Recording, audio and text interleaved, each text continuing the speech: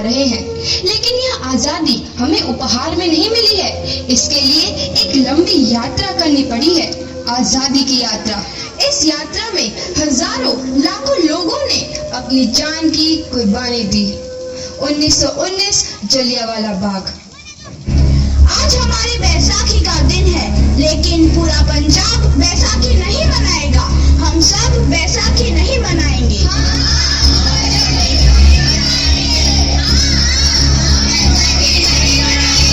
जब तक हम अंग्रेजों को भारत से बाहर नहीं निकाल देते, पूरा पंजाब बैसाखी नहीं मनाएगा। अच्छा, तो तुम सब हमारा विरोध करता है, भाग जाओ यहाँ से। इसका अंजाम बहुत ही बुरा होगा। हम नहीं जाएंगे, तुम लोग जाओगे। हमें नहीं, तुमको भारत से भागना होगा। Soldiers fire!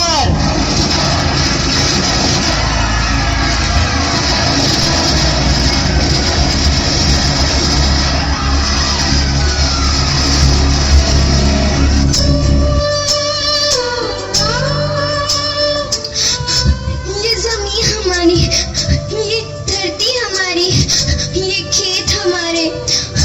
अभी थोड़ी देर पहले हमारी ये फसलें लहरा रही थी, पर इन अंग्रेजों ने हमारी फसलें बर्बाद कर दी। इन अंग्रेजों ने एक ही झटके में इन सब फसलों को काट दिया। अंग्रेजों, तुम्हारे इस अत्याचार से हम डरेंगे नहीं। इस अत्याचार का बदला लेकर रहेंगे। हम आजादी लेकर रहेंगे। जलियांवाला बाग हर हिंदुस्तानी की आंख नम कर गया।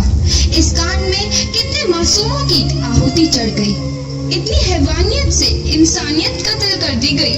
जलियांवाला बाग के हत्याकांड ने आजादी की आग में घी देने का काम किया। मासूम औरतों, बच्चों की दर्द भरी चीखें और सिसकियां इनकलाब का गूंज बनकर उभरी।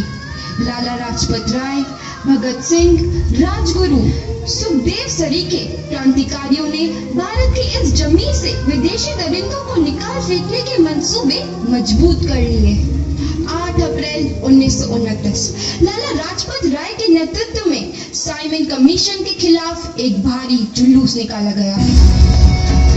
Simon commission, Simon commission, Simon commission, Simon commission, Simon commission, Simon commission, Simon commission, Simon commission, Simon commission.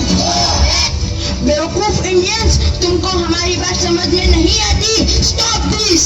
Simon commission नहीं मानता। I said stop this.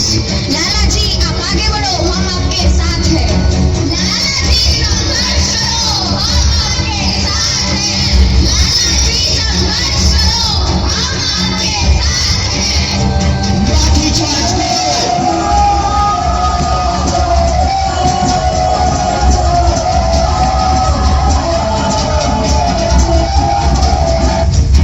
अरे लाला जी को तो बहुत गहरी चोट लगी है, उनका सर फट गया है। मेरे शरीर में लगी एक एक लाठी अंग्रेजी सरकार के कफन में कील का काम करेगी। ये आजादी की लड़ाई रुकनी नहीं चाहिए। ये जिम्मेदारी मैं तुम सबको सौंप कर जा रहा हूँ। लाला लाजपत राय की दर्दनाक मौत के बाद भगत सिंह, सुखदेव, राजगुरु वतन के इन मतवालों के खून में ऐसा उबाल आया जिसका सामना करना अंग्रेजी सरकार के लिए मुश्किल हो गया। अंग्रेजों को करारा जवाब देने के लिए स्कॉट और सैंडर्स को मारने की रूपरेखा रची गई।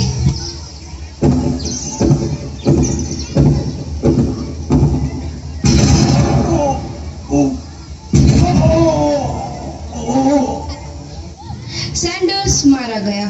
चारों तरफ तहलका मचा था।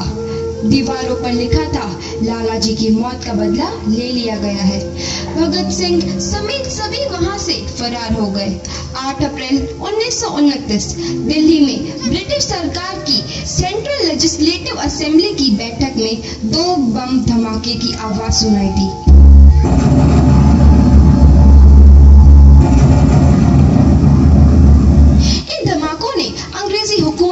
हिलाकर रख दिया। इस घटना को अंजाम देने वाले भगत सिंह, राजगुरु और सुखदेव ने अपने आप को अंग्रेजों के हवाले कर दिया। 1930 को अदालत ने अपना फैसला सुनाया। मुलजिम भगत सिंह, मुलजिम राजगुरु, मुलजिम सुखदेव को दफा 121 और दफा 302 के तहत ये अदालत तीनों को मुजरिम करार देती है और इस गुस्ताखी के लिए ये अदालत इन तीनों को सजाए मौत की सजा सुनाती है।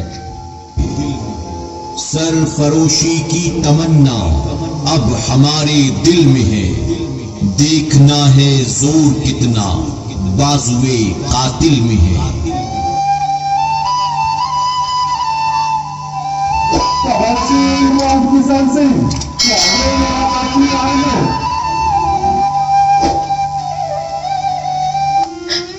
पुत्र की हाल है तेरा? मैं चंगा हूँ माँ, फिक्र करने की कोई गल नहीं। पुत्र, मेरा दिल तेरी तरह पत्थर दिल नहीं होगा। तेरी ये गला सुन के मेरा कलेजा फटे जा रहा है। माँ, मेरा दिल कोई पत्थर जैसा नहीं है, एक वतन परस्त का दिल है जो मेरे देश प्रेम के जज्बे को ताकत देता है। बेटा, मेरा लाल। माँ, आज मेरी तपस्या पूरी होने जा रही है। जे तू रोई तो मैंने तकलीफ हुई। सोच, तेरा पुत्र आज शादी करने वास्ते जा रहा, घोड़ी पर नहीं फांसी पर चढ़ने वास्ते जा रहा है। आज तू क्रांतिकारी की माँ है, कल तू एक शहीद की माँ होगी। माँ, पुत्र भगत, तू इतनी छोटी उम्र में हम सबको छोड़ के चला जाएगा? तूने जिंदगी में देखा ही क्या है पुत्र? मैंने अपनी माँ देखी है जिसने मुझे एक ही बात बताई है कि बेटे, अपने देश के लिए एक बार मरना 100 बार जन्म लेने के बराबर होता है।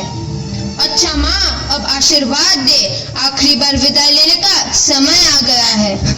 भगत, मेरे लाल।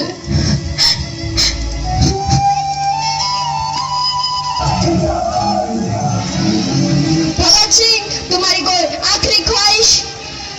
हमारे हाथ खोल लिए जाए। हम तीनों दोस्त एक दूसरे से गले मिलना चाहते हैं, उनके हाथ खोल दिए जाए।